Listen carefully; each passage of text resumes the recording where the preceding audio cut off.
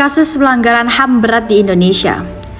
Tragedi 1965 sampai 1966. Pada tahun 1965-1966 telah terjadi peristiwa pelanggaran HAM berat terhadap mereka yang dituduh sebagai anggota maupun terlibat dengan Partai Komunis Indonesia atau PKI. Akibatnya, lebih dari 2 juta orang mengalami penangkapan sewenang-wenang, penahanan tanpa proses hukum, penyiksaan, pemerkosaan, kekerasan seksual, kerja paksa, pembunuhan, penghilangan paksa, wajib lapor, dan lain sebagainya.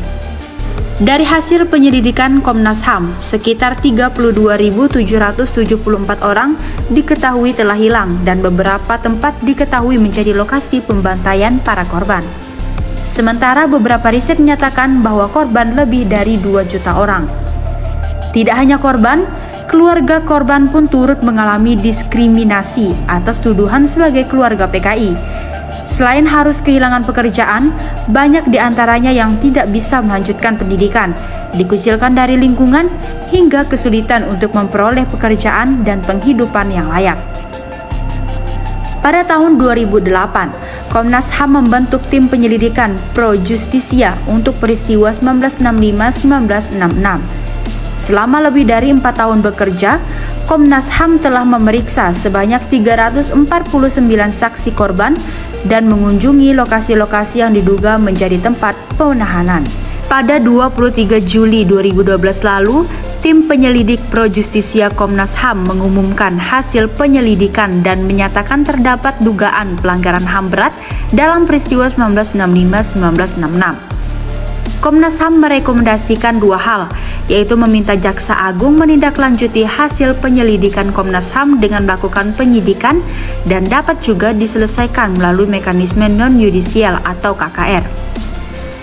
Selain itu, pada tahun 2015, para korban dan keluarga korban serta pendamping telah membawa kasus 65 ke mekanisme internasional melalui International People Tribunal di Den Haag, yang pada putusannya meminta pemerintah Indonesia untuk segera meminta maaf dan segera melakukan proses penyidikan dan mengadili semua kasus-kasus kejahatan terhadap kemanusiaan di Indonesia.